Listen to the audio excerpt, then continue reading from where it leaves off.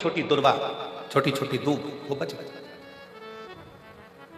क्योंकि वो दबी की दबी रह गई। थोड़ा सा पानी गिरा, वो दुर्वा फिर उछल, फिर बढ़ना प्रारंभ कर दी। शिव महापुराण की कथा कहती है कि भगवान की कथा में, गुरु की शरण में, परमात्मा की शरण में, ईश्वर की शरण में, संत की शरण में, परमात्मा की कथा में जब भी पहुंचो, उस समय पर बड़े बनकर नहीं, छोटे बनकर जाओगे तो गुरु और संत और शिव की कृपा की दृष्टि से फिर बढ़ते चले जाओगे। थोड़ा छोटा बनकर।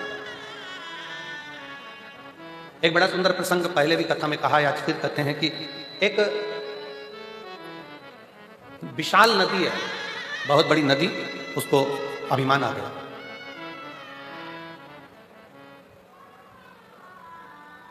और बहुत बड़ी नदी को जब अभिमान आया, बहुत बड़ी नदी को जब अहंकार आया, अभिमान आया, तो उस नदी ने समुद्र से कहा, समुद्र, मैं दुनिया की सबसे बड़ी नदी हूं और बड़ी विशाल हूं,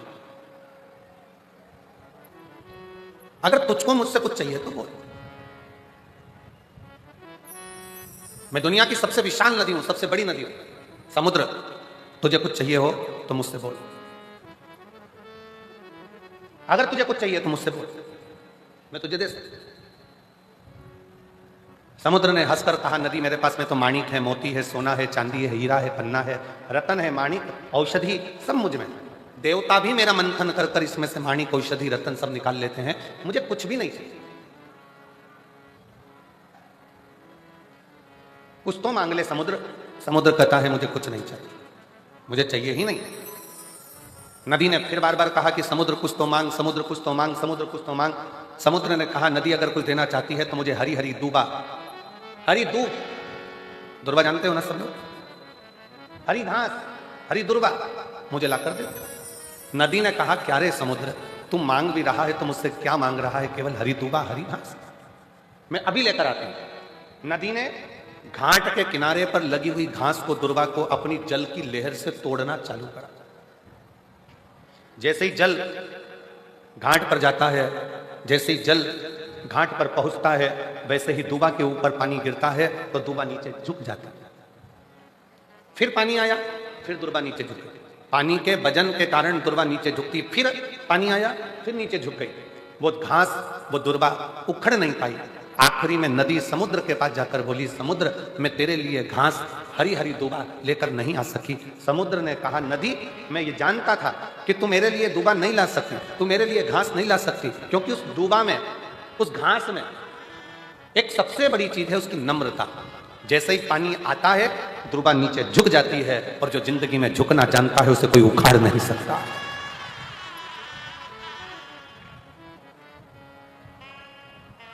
जो झुकना जानता है उसे कोई उखाड़ नहीं सकता।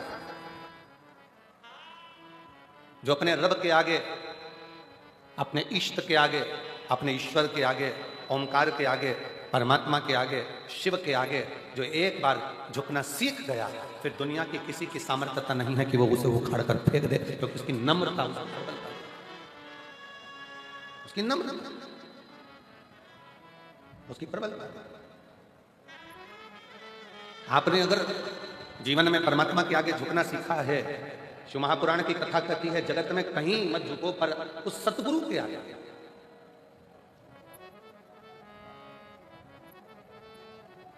उस परमात्मा के आगे।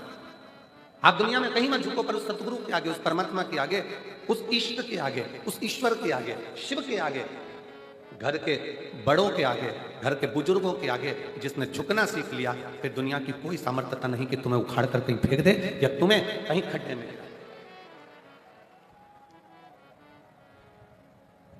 किसकी सामर्थ्यता? शिव महापुराण की कथा में एक कथा आती है, देवराज नाम के ब्राह्मण की।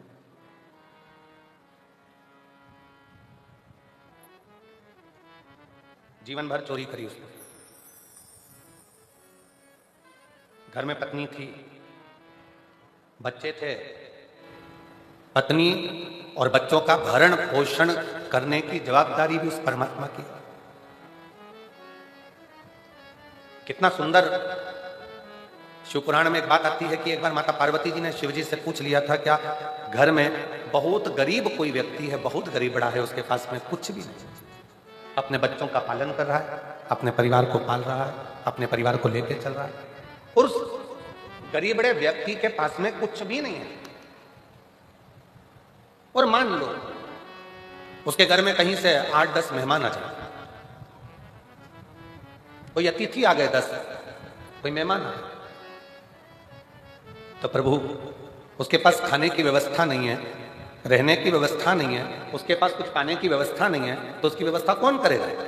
शंकर भगवान माता पार्वती जी से कहते हैं, पार्वती एक बात अपनी बुद्धि में बिठा कर रखना, किसी के घर में अगर कोई बच्चा जन्म लेता है तो उसके जन्म के पहले मां के स्तनों में दूध दे दिया जाता है, किसी के आने से पहले उसकी व्यवस्था कर दी जाती है। बच्चे ने जन्म नहीं लिया, बच्चा जन्म नहीं लिया, पर मां के स्तनों में दूध दे दिया गया। ये बच्चा आएगा तो पिएगा क्या, पेट कैसे भराएगा, उधर की तरफ कैसे होगा?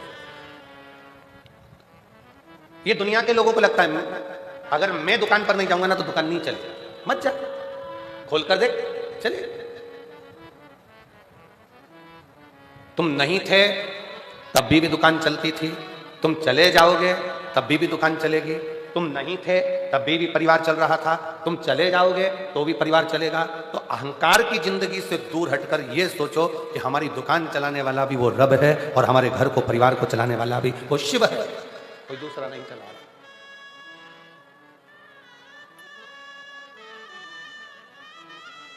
आप में से कई जीजियां मेरी बैठी हैं, कई जीजा मेरे ऐसे बैठे हुए हैं, पड़ोसन ने मना कर दिया, मेरे पास तो गाड़ी में जगह नहीं है, मैं तुझे नहीं ले जा सकती, फिर भी वो कथा में आके बैठ गए सबसे पहले। और जो बाद में आई गाड़ी से, उसने कहा मेरी गाड़ी में तो जगह नहीं थी, ये कैसे आके बैठ गए? तो तुम लेकर नहीं आओगे तो वो तो लेकर जाएगा, कैसे न कैसे हाथ पकड़कर पहुंचाएगा, जवाबदारी उसकी है। तेरे मंदिर में आना मेरा काम है और मेरी बिगड़ी बनाना तेरा, ये जवाबदारी उसकी है। ये उसके ऊपर निर्भर करता है कि वो कैसे लेकर जाएगा, कैसे बिठाएगा, कैसे खिलाएगा, कैसे पिलाएगा। पार्वती जी कहती हैं, मान लो बाबा देवादिदेव महादेव से कहती हैं कि किसी के घर में बहुत गरीबड़ा है, घर में अन्न का दाना तक नहीं है, बच्चों का भरण पोषण बड़ी मुश्किल से करता है, बड़ी मुश्किल से,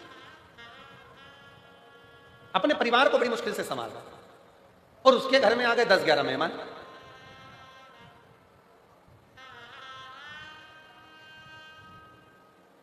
उसके घर में 10-11 मेहमान आकर बैठ गए, उनको खिलाएगा कौन? शिव जी कहते हैं, पार्वती पहले बात तो याद रख, किसी के घर में अगर मेहमान आते हैं तो वो केवल मनुष्य नहीं होता, वो मेहमान केवल मानव नहीं है। किसी के घर में अगर मेहमान आते हैं तो वो उसका कल्याण करने के लिए स्वयं संत और परमात्मा किसी के दरवाजे तक पहुंचते हैं। एक कथा गुरु नानक देव जी की हमने पहले कही थी कि बाले के साथ में जाते जाते एक बुढ़िया के झोपड़े को देखा।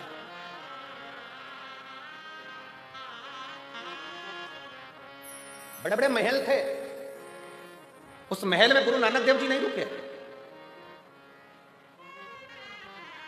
गुरु नानक देव जी रुके तो एक झोपड़े में रुके, गुड़िया के झोपड़े में, एक बूढ़ी मां के झोपड़े में। पूछो हमको कुछ पवा देंगी? जाओ जरा बात करो।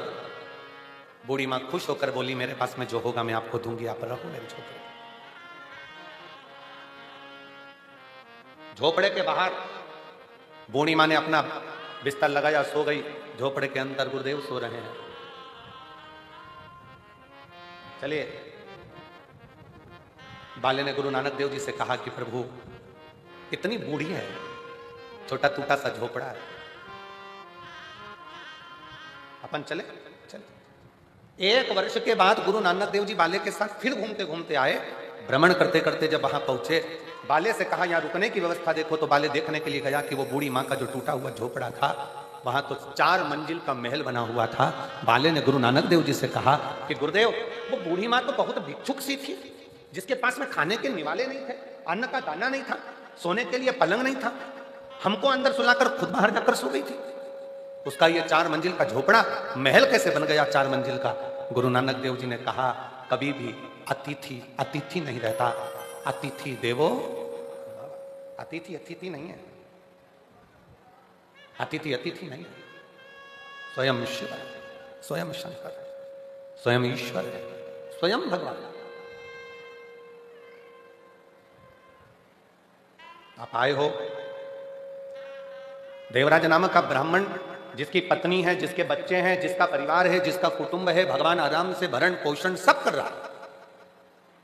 और तुम्हारे पेट भरने की जवाबदारी स्वयं शंकर की है, तुम्हारे पेट भरने की जवाबदारी स्वयं देवाधिदेव महादेव की है। पेट भरने तक की जवाबदारी उसकी है, पर तुम्हारी पेटी भरने की जवाबदारी महादेव की नहीं है। पर दुनिया पेट भरने से ज्यादा पेटी भरने में लगा हुआ।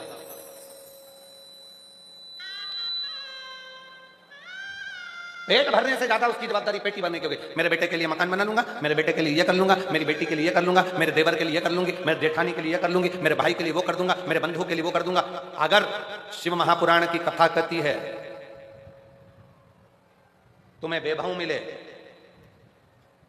तुम्हें कुर्सी मिले, तुम्हें पद मिले, तुम्हें प्रतिष्ठा मिले, तुम्हें यश मिले, तुम्हें धन मिले, तो शिव महापुराण की कथा करती है सबसे पहला काम करना अपनी जिंदगी में कि किसी गरीब की आंखों में आंसू मत देखना। बस इतनी कृपा शिव तत्व कहती है। बन सके किसी के लिए काम आ सको तो आई। अपने पद का, अपनी प्रतिष्ठा का, अपने यश का, अपने वैभव का, अपनी सत्ता का सदुपयोग करें।